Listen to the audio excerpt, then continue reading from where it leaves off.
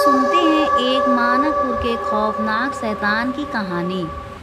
मानकपुर गांव, जहां हर शाम के बाद अजीब गरीब घटनाएं होने लगती थी। लोग कहते थे कि गांव में एक शैतान का साया है।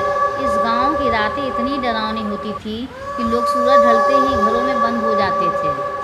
रात के अंधेरे में गांव के बाहर बने एक पुराने हवेली में अजीब सी आवाज़ें आने लगी। हवेली के पास रहने वाले बूढ़े काका ने बताया कि इस हवेली में कभी एक जमींदार रहा करता था जिसने गांव वालों पर अत्याचार किए थे। उसकी मौत के बाद से हवेली को कोई नहीं छूता और तब से ही वो शैतान का बसेरा है। एक दिन गांव के कुछ नौजवानों ने शैतान का पता लगाने का निश्चय किया। वे अपने साथ टार्च और लाठी लेकर हवेली में पहुंचे। हवेली के अंदर घुसते ही चारों ओर घना जंगल, अंधेरा, ठंडी हवाएं और महसूस होने लगी। अचानक एक दरवाज़ा ज़ोर से बंद हो गया।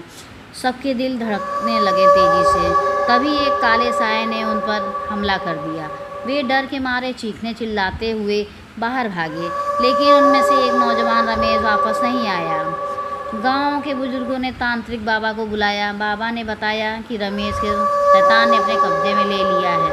उसे बचाने के लिए एक विशेष पूजा करनी होगी। बाबा ने गांव वालों के साथ मिलकर पूजा की तैयारी की। पूजा के दौरान हवेली में रहस्यमयी घटनाएं बढ़ने लगीं। बाबा ने बताया कि शैतान बहुत शक्तिशाली है और उसी को हराने के लिए गांव के सभी लोगों का एकजुट होना जरूरी है। पूजा की रात पूरे गांव ने बाबा के निर्देशों का पालन करते हुए शैतान से मुकाबला किया। एक लंबे संघर्ष के बाद बाबा ने अपने तंत्र मंत्र से शैतान को काबू में कर लिया। हवेली में जोर की बिजली चमकने लगी।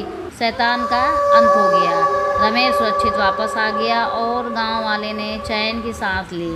मानकपुर गांव की हवेली में अब शांति थी। गांव के लोग बाबा का धन्यवाद करते हुए अपने जीवन में लौट आए। शैतान की कहानी अब यहाँ से समाप्त हो रही है।